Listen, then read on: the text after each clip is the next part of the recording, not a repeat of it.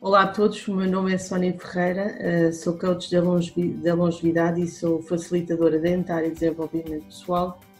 Sou também a criadora da marca de coaching na primeira pessoa e que a marca tem vindo a promover. Já tivemos uma primeira talk e hoje vamos ter a segunda talk aqui dos mitos da longevidade e temos aqui um convidado que eu vou passar a apresentar, mas desde já agradeço imenso realmente ter acedido aqui a esta provocação, a este convite, que é o Ricardo Crespim, que é assistente social dentro da área do contexto de estrutura residencial para pessoas idosas, investigador no campo da gerontologia, é autor de vários artigos, orador, e pelo que eu percebi é um grande entusiasta destes temas e que está realmente bastante empenhado em promover e ajudar, de certa forma, aqui nesta área do envelhecimento, da gerontologia e tudo mais.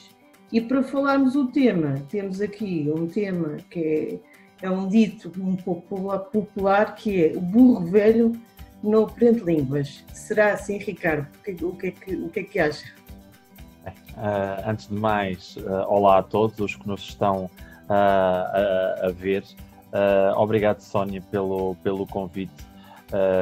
É muito reconfortante e até emotivo saber que existem cada vez mais pessoas interessadas nestas matérias, em perceber que existem cada vez mais colegas, mais profissionais que estão envolvidos nestas temáticas que eu acho que deveriam de implicar cada vez mais todos nós, de forma muito particular todos os interventores sociais e todas as pessoas que de alguma forma têm a cargo e não só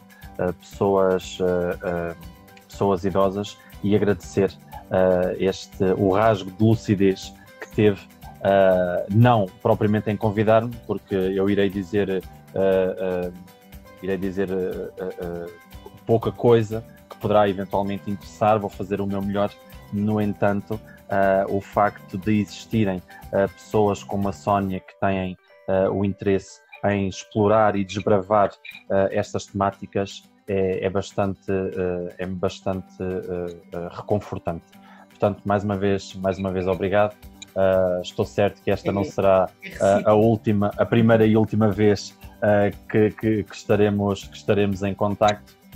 Portanto, obrigado pelo convite. Acrescentar um ponto à apresentação que fez acerca da minha pessoa. Para além de ser assistente social, sou também educador social, uma vez que tenho as duas formações de base, o que faz de mim não só profissional daquilo que é o campo científico do serviço social, mas também da educação social. Bom, agora aquilo que nos trouxe até aqui era falar um pouco sobre esta questão do burro velho não aprende línguas. Mas bom, é importante perceber do que é que estamos a falar. E este mito tem por detrás das suas palavras algo forçosamente negativo, discriminatório, estereotipado e, em grande rigor, questões muito relacionadas com aquilo que é a visão tradicional da velhice. E a visão tradicional da velhice está muito associada a questões de perda de funcionalidade, perda de autonomia, perda de capacidade, perda de vontade de viver, tomada a cargo, perda económica, enfim, todo um rol de perdas que estão subjacentes àquilo que são as pessoas idosas. Muito embora nós saibamos que as pessoas idosas não são somente algumas das perdas que nós sabemos que estão inerentes ao processo de envelhecimento, mas são capacidades, são talentos, são potencialidades, são vida. E era isto, e tentando desmistificar, aliás, tentando desmontar este que é um dito popular do burro velho não aprende línguas, eu acho que deveria, de uma vez por todas, existirem existirem formas, existirem mecanismos, canais capazes de desmistificar isto, quer seja na prática, quer seja na teoria. Repare, existe a ciência naquilo que é naquilo que é a forma de dignificar o envelhecimento, já tem provado que o envelhecimento não são apenas perdas. A questão que se coloca e que tem trazido aqui alguma confusão naquilo que é a prática profissional de alguns colegas, de alguns profissionais, até de nós próprios, que muitas das vezes caímos nas malhas desta desinformação, que é acharmos que, por exemplo, por ser idoso, eles não conseguem decidir, as pessoas idosas, não conseguem decidir sobre determinada coisa, não é?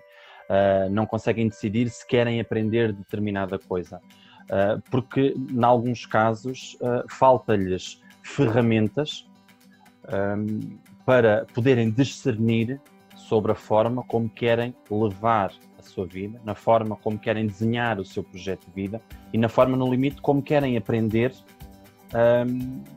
a levar os restantes anos até que a finitude, infelizmente, os retire junto de nós. Agora, estamos aqui a falar de padrões culturais que nós temos de desmontar.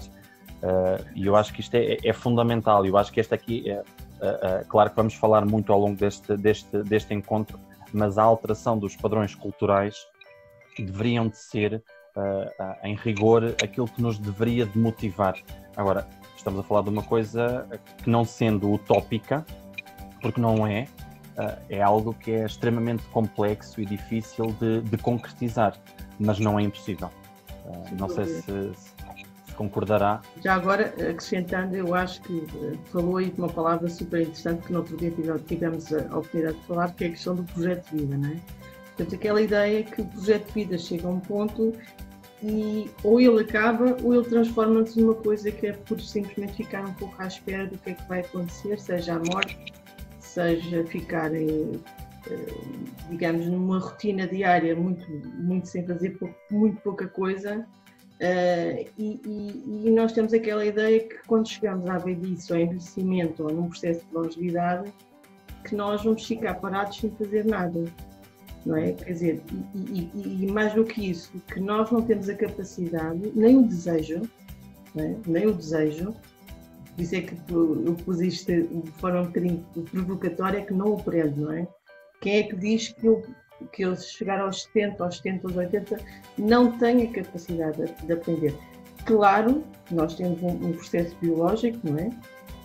Existe todo um século de coisas que nos influenciam, mas se calhar até podemos vir até debater, se calhar até podemos nos preparar também um bocadinho para minimizar todos esses efeitos mais colaterais, mas na verdade nós por envelhecermos não deixamos de ter capacidade primeiro de decisão, de autonomia, obviamente aqui como eu falei, que a questão biológica, mas não deixamos de ser pessoas. E eu acho que isso é super importante, nós temos isso aí. Nós não deixamos, até aqui a questão burro-velho é um pouco pejorativa, não é? Quer dizer, o velho não no sentido, mas o velho no sentido que é quase como se fosse algo que já estou completamente sem energia, completamente desvitalizado, completamente um pouco mais anulado, não é? Eu acho que é isso que nós às vezes vemos um bocadinho esse conceito. Sim. Eu vou voltar aqui um pouco atrás e vou resgatar uma coisa que disse, que é: quem é que diz que o idoso não aprende? Aquilo que eu tenho assistindo ao longo da minha prática profissional, que fez agora 10 anos que trabalho com e para as pessoas mais velhas, aquilo que eu me tenho apercebido é que a soberania daqueles que têm poder ou daqueles que reconhecem que têm mais poder do que as pessoas idosas, essa soberania suplanta qualquer teoria. Porque podem haver excelentes teorias, podem haver excelentes profissionais, mas se no topo, quer seja das instituições, quer seja do poder político, quer seja de quem desenha os itens para a agenda política, considerar que a velhice é algo, é um mal necessário com o qual nós temos de conviver, porque nós não os podemos matar. Claro que o que vai acontecer é que vamos perpetuar, sabe-se lá até quando, estes estereótipos negativos, estes estereótipos idadistas, aliás, o idadismo, melhor dizendo, e estas conotações claramente negativas, até que alguém um dia, ou um grupo de pessoas, um dia consiga ter a audácia, que existem alguns, mas se calhar não com a força que devem, porque realmente a soberania daqueles que acham que podem tudo é sempre muito maior do que aqueles que confiam verdadeiramente naquilo que são as potencialidades e os talentos das pessoas idosas, não é? Enquanto que este poderio, e muitas das vezes até o compadrio, e esta soberania permanecer, eu acho que vai ser mesmo difícil, não direi impossível, mas vai ser mesmo muito difícil. Aquilo que eu me estava a recordar também é que, por muito extraordinárias e bem desenhadas e bem arquitetadas que sejam as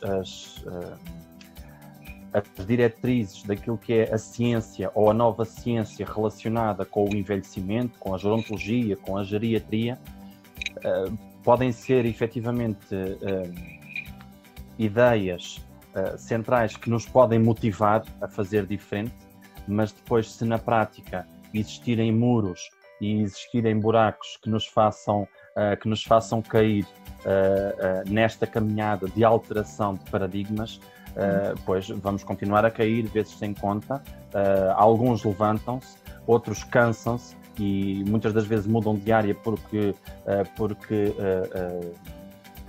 desistem, não das pessoas idosas, mas da forma como são encaradas as pessoas idosas, e como acham que realmente os poderosos é que decidem sobre estas coisas, torna-se difícil, mas não é impossível. Aquilo que a Sónia está a fazer é uma gota no oceano que deveria de ser movido por muito mais pessoas. Aquilo que eu também faço com o programa do É Falar que nos entendemos também é mais uma gota. Outros colegas que existem, que fazem um trabalho brilhante, tentam desmistificar esta ideia tradicional de velhice, mas se na prática não conseguirmos efetivamente comprovar, aliás, comprovar não era bem o termo, se nós não conseguirmos desdobrar e desmistificar estas ideias enraizadas, a coisa torna-se mais difícil ainda. E o pior disto tudo é que, efetivamente, quem mais sofre com estas questões são os próprios visados naquilo que é o cuidado, por exemplo, não é? Que são as pessoas idosas. Por muito que nós soframos porque as metodologias ou as técnicas não são as mais corretas, porque nós lemos determinado livro, por exemplo, sobre a humanitude, e depois na prática a coisa não se concretiza, não é? Por motivos vários, quem efetivamente mais sofre com tudo isto são as pessoas idosas. E na realidade o que acontece é que nós esquecemos de que estamos a trabalhar, de que estamos a projetar na vida das pessoas uma série de conflitos interiores que vão fazer com que muitas das vezes eles se anulem deles próprios e acreditem efetivamente que a velhice é isto. E isto é que é a gravidade da situação também. Acho outra coisa, eu vejo isso também nas aulas que comecei o ano passado na parte sénior. A questão do empoderamento pessoal, né? Da liberdade e da escolha pessoal.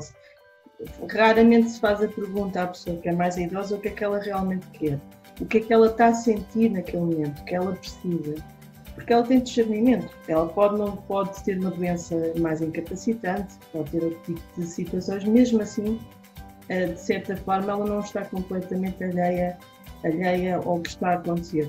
E estávamos aqui a falar, eu estava-me a lembrar de outro aspecto interessante que linka muito aqui da questão do pico dos mitos da longevidade, não é?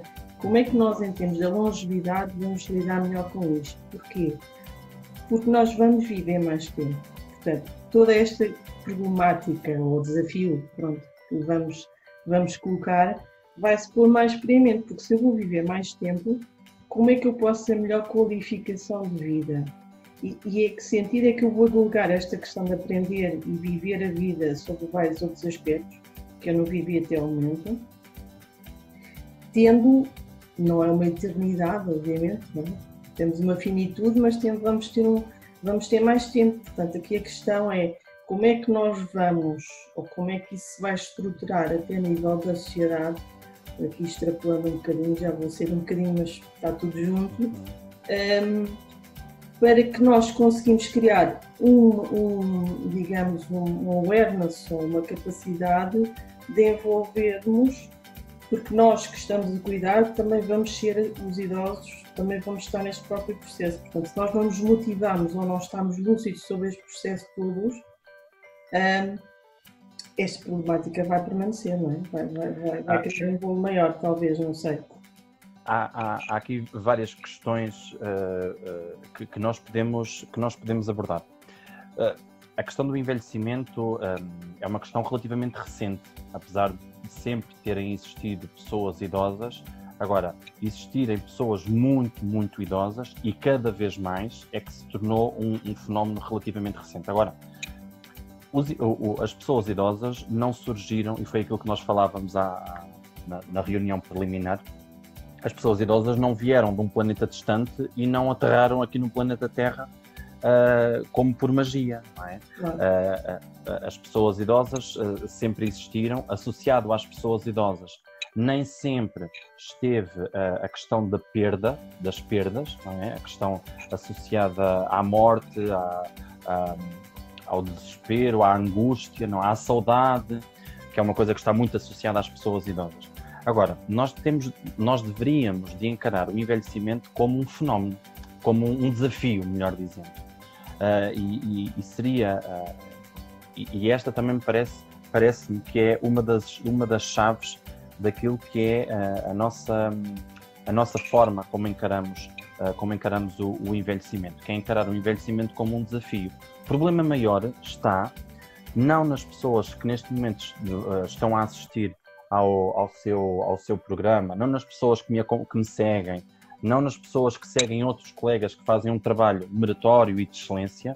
O mais preocupante neste momento é a quantidade de pessoas, é o coletivo de pessoas que desacredita naquilo que é a potencialidade das pessoas idosas, naquilo que é a mais-valia que as pessoas idosas têm para contribuir para a sociedade. Isto porque a sociedade ocidental, nós sabemos, e eu acho que isto não é surpresa para ninguém, nós sabemos que está muito associada à questão de produtividade, de correr contra o tempo, fazer coisas, mas depois, na realidade, o que acontece é estamos toda uma série de anos a trabalhar arduamente para amealhar para concretizar os nossos desejos, mas depois, quando chegamos à fase da velhice, sabe-se lá quando é que isso é em termos holísticos, não tanto em termos legais, porque em termos legais nós sabemos que é a partir do momento em que entramos na reforma, mas em termos mais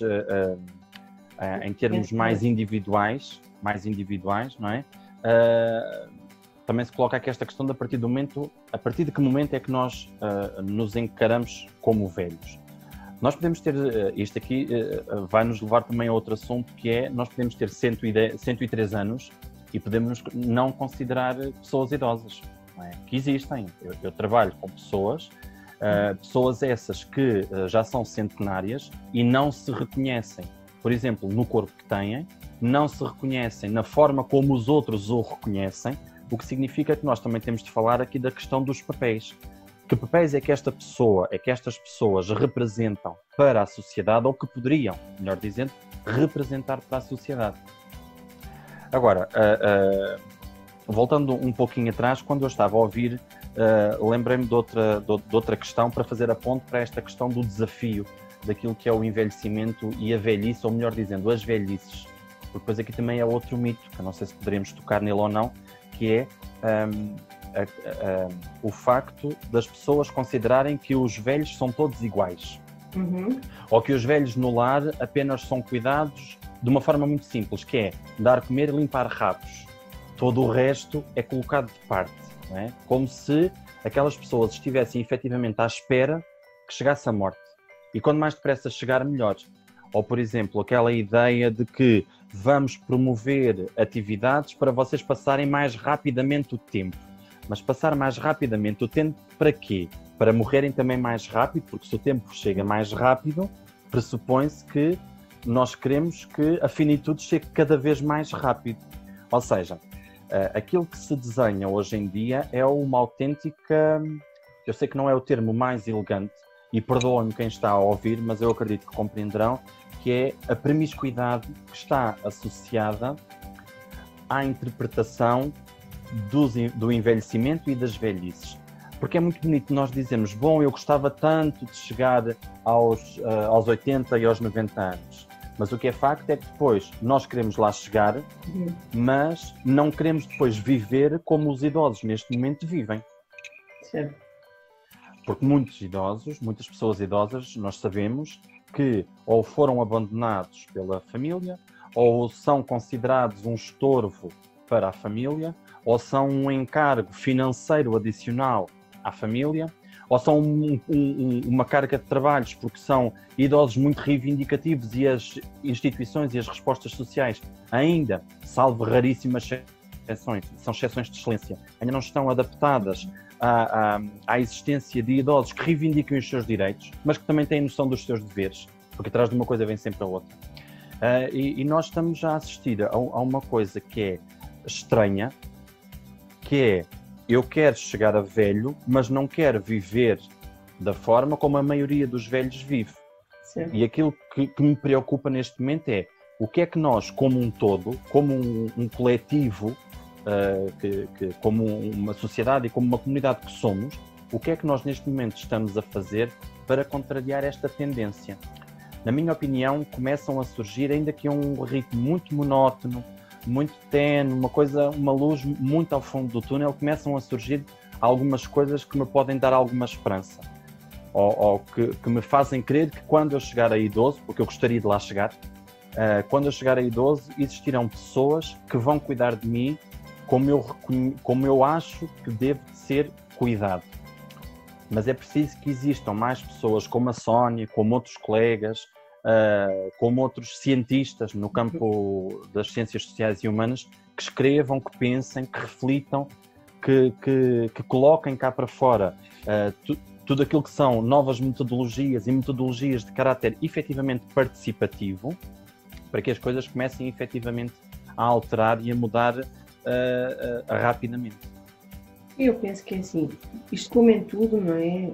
E hoje em dia na nossa sociedade temos muita questão do marketing e da imagem, não é? Quando se começar a ter um enfoque na imagem, mas não é só a imagem daquele senhor mais idoso com rugas, é a imagem de uma pessoa, obviamente também tem rugas com o passar do tempo, mas é uma pessoa ativa e é uma pessoa que tem intervenção, ou seja, para desmistificar esta ideia que envelhecer é mau. Quando nós chegamos ao envelhecimento, já estamos numa fase que realmente, como diria, já não aprendo, já não faço nada ou já estou a meio caminho. Porque eu penso que uma grande dificuldade também de lidar com isto é quando nós falamos de envelhecimento, está ligado à morte e está ligado a esta passagem. E infelizmente a nossa sociedade não lida ou não gosta de falar sobre a morte. Tem dificuldade em falar sobre isso. Nós recolhemos a morte para um momento que vai lá acontecer lá muito à frente. Nós não sabemos, podemos morrer a qualquer momento, não é? Nem é preciso chegarmos a idosos às vezes para morrer, nós não sabemos quando é que vamos morrer, mas às vezes deixamos de viver por causa disso, porque nós nem sequer queremos pensar nisso. E ao não queremos pensar, também não nos programamos, porque acho que também nós não devíamos só deixar na mão de alguém que vai cuidar de nós, e aí concordo plenamente que haja todo um trabalho no sentido de melhorar as condições e de qualificar e de dar atenção ao cuidador, que isso é outro assunto, mas sem dúvida também aqui a questão do empoderamento também me preocupa, ou seja, nós não aprendemos na escola a pensar vou pensar no meu envelhecimento, vou começar a pensar, não é pensar no sentido, eu tenho que ter já tudo pronto. Não, nós não sabemos muitas variáveis que vão acontecer no processo. Mas é começar a pensar como é que eu gostaria e o que é que eu tenho que fazer até para reunir determinadas condições, até do ponto de vista financeiro. Nós vivemos num planeta que precisa realmente, nós precisamos de subsistir, e isto é algo que eu penso que é muito mais importante, como dizia há pouco, ter sucesso na carreira, ter filhos, ter carros, está tudo certo, não é que isso esteja mal, mas isso vai até um determinado momento. Pois há um momento em que precisamos de estar mais em autocuidado e termos cuidados, e aí há uma clivagem muito grande. E por isso é que a sociedade não gosta de olhar para o envelhecimento, porque acha que nós vamos envelhecer todos da mesma forma, e é um bocadinho paradoxal, enquanto pensa que pronto, vamos envelhecer, mas também, por outro lado, nem sequer quer ouvir falar sobre isso. Eu acho que está a melhorar, não é? Eu acho que neste momento nós estamos num momento de viragem, e às vezes a humanidade muda um bocadinho à força, não é o melhor, não é o mais inteligente, mas quando chegamos a um determinado ponto que já não há outra hipótese, tem mesmo que se arranjar soluções. E nós estamos neste momento. Eu acho que nós estamos num momento de grande viragem. Quando o Ricardo, quando eu, quando as pessoas estão a tentar também, digamos assim, mexer nisto, debater, não é? Trazer isto à luz, é porque realmente começamos a perceber e a sentir que isto é importante. É importante nós começarmos a fazer este trabalho. Eu acho, e pegando um pouco nas tuas palavras e recuperando aqui algumas ideias, eu acho é que, com todo o mérito que nos merece estes momentos de reflexão, acho que um dos problemas destas formas, destas estratégias que nós usamos, porque pensamos sobre estas questões quase que a tempo inteiro, é, por norma, a dificuldade que nós temos em chegar a pessoas que não estão necessariamente relacionadas com aquilo que é o envelhecimento ou a velhice. O que é que eu quero dizer com isto? Nós estamos todos a envelhecer, correto. Eu hoje estou um bocadinho mais velho do que aquilo que estava há um ano, não é? Bem como a Sónia e todas as pessoas que neste momento nos estão a acompanhar. A questão que se coloca é que, e como falou muito bem, e concordo e subscrevo a 100%, que é o facto, a incapacidade que nós temos de preparar a velhice. Agora, a velhice não é uma coisa que se prepara aos 65 anos, quando eu acho que aos 66 vou-me reformar. Não é? A velhice é uma coisa que se vai preparando ao longo do tempo. Mas também não é uma coisa, não me parece que seja uma coisa de, bom, eu gosto muito de ler, mas agora não tenho muito tempo. Vou adquirindo agora alguns livros, para quando chegar a velho, ler aquilo que gostaria de ter, os livros que fui armazenando. Por exemplo, eu tenho um exemplo de uma senhora que reside na instituição onde eu trabalho, e ela tinha este objetivo. E então ela trabalhava muito, comprava muitos livros, porque era uma coisa que ela adorava, lia quando tinha a oportunidade, essencialmente nas férias, mas fez uma biblioteca imensa. Quando chegou à velhice, começou a ficar com problemas na visão. O que é que aconteceu? Aconteceu que todos aqueles livros, todo aquele projeto de vida que ela tinha desenhado na cabeça dela, que era quando eu for velha ou quando eu for idosa, e se eu for para uma instituição, eu acho que vou ter muito tempo, e também nós podemos falar um bocadinho sobre esta questão do tempo, eu depois vou ler aqueles livros. O que aconteceu a esta senhora foi que, em bom rigor, o que aconteceu foi que a senhora, quando chegou a velha, foi efetivamente para uma instituição, portanto esse desejo concretizou-se, até porque era efetivamente um desejo, por motivos vários que não importam aqui explorar, mas não conseguiu cumprir um outro desejo, que era ler os livros que tinha armazenado na idade da adultez, digamos assim. E isto é transversal a muitas outras coisas, que é, bom, quando eu for velho vou querer viajar para sítios que eu não consegui viajar na altura em que trabalhava ou quando era mais novo.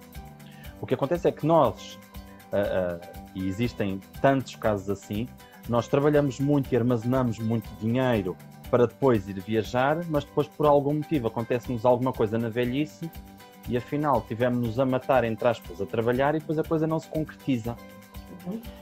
Voltando a esta questão do empoderamento e do tempo, acho que as coisas se podem associar da seguinte forma.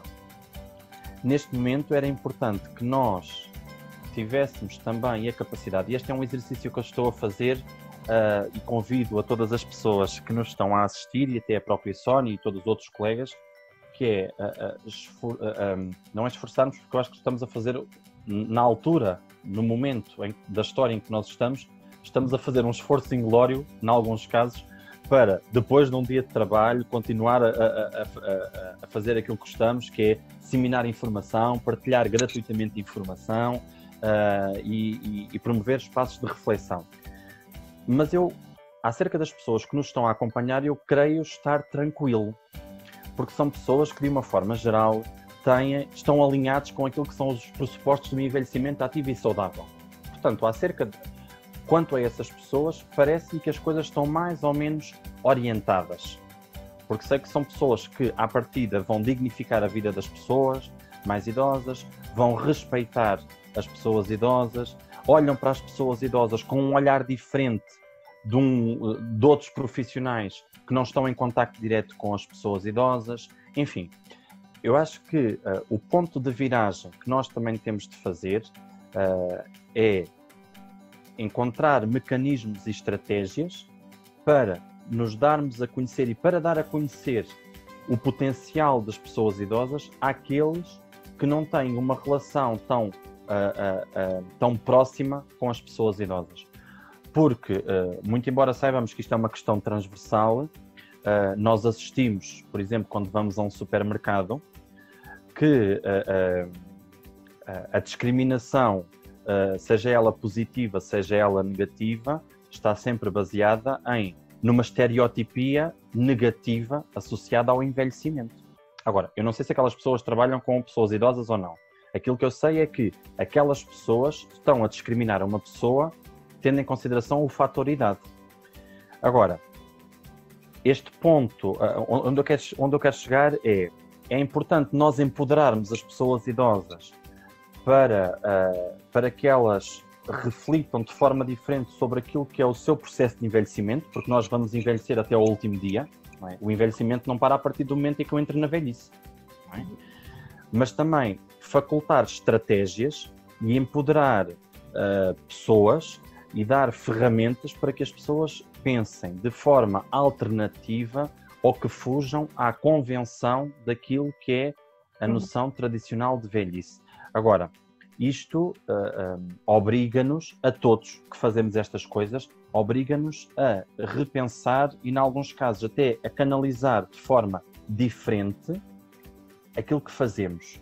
Porque se por um lado é importante dar voz às pessoas que fazem e que estão com pessoas idosas, por outro lado também é importante darmos voz a pessoas que não têm esta relação tão afincada e tão próxima com as pessoas idosas, para que também eles nos digam, bom, eu acho que ser idoso é isto, isto e isto. Então, como é que eu, como especialista, como é que a Sónia, como especialista, empodera e promove e faculta ferramentas para que as pessoas pensem de forma diferente. E isto, por exemplo, aliás, vou-lhe dar 3 exemplos de 3 ações socioeducativas que eu desenvolvo com as pessoas idosas, em contacto direto com as pessoas idosas, que pode, ou pelo menos esse é um dos nossos pressupostos, meu e das pessoas idosas, e este é um ponto fundamental. Portanto, as ações socioeducativas que eu desenvolvo com as pessoas idosas não é para minha satisfação, mas é para a satisfação das pessoas que são os interlocutores principais, as personagens principais, que são as pessoas idosas, efetivamente, e 3 destes tópicos são, aliás, 3 destas ideias são biblioterapia e comissão de residentes. E um projeto que, por motivos que eu acho que toda a gente compreenderá, que era um projeto que nós tínhamos com uma escola de primeiro ciclo, que tinha a duração de 4 anos, que infelizmente teve de terminar este ano. Iríamos terminar este ano com toda a alegria que este projeto merecia, mas a coisa teve de terminar abruptamente. Então, a biblioterapia permite, por exemplo, nós darmos ou permitirmos dar um espaço às pessoas idosas para pensarem acerca do mundo que os rodeia. E também desmistificar a ideia de quem me segue e de quem vê estas ações, de que as pessoas idosas pensam sobre as coisas, que as pessoas idosas refletem sobre o mundo e sobre o caos, por exemplo, em que nós estamos envolvidos. Porque ainda impera a ideia de que os idosos em contexto residencial estão completamente alheios à realidade do mundo. Aquilo que a biblioterapia em contexto residencial tem provado é que estas pessoas pensam sobre as coisas e têm uma opinião muito cimentada e muito concreta sobre aquilo que aquilo que são enquanto pessoas, a forma como são cuidados, por exemplo, o mundo onde eles estão inseridos, a comunidade que os acolhe e a instituição que os acolhe. E a forma como os dirigentes, por exemplo, organizam a instituição. São coisas que nós achamos que eles não pensam ou que não refletem, mas efetivamente eles concretizam estas ideias. E mais curioso do que as sessões de biblioterapia na instituição onde eu trabalho é a extensão das sessões de biblioterapia numa das livrarias mais bonitas da cidade de Leiria, que é a Livraria Arquivo. Portanto, nós íamos, agora não vamos por causa do Covid, mas nós íamos uma vez por mês desenvolver uma sessão de biblioterapia no meio do espaço da Livraria Arquivo, onde todos os clientes que àquela hora passassem pela Livraria Arquivo poderiam assistir às nossas sessões de biblioterapia. Agora, algumas pessoas poderão estar a pensar, bom, mas isto é um pouco contraditório quando nós estamos a fazer dos idosos, e permita uma expressão que também não é mais elegante, os bobos da corte. Portanto, vamos mostrar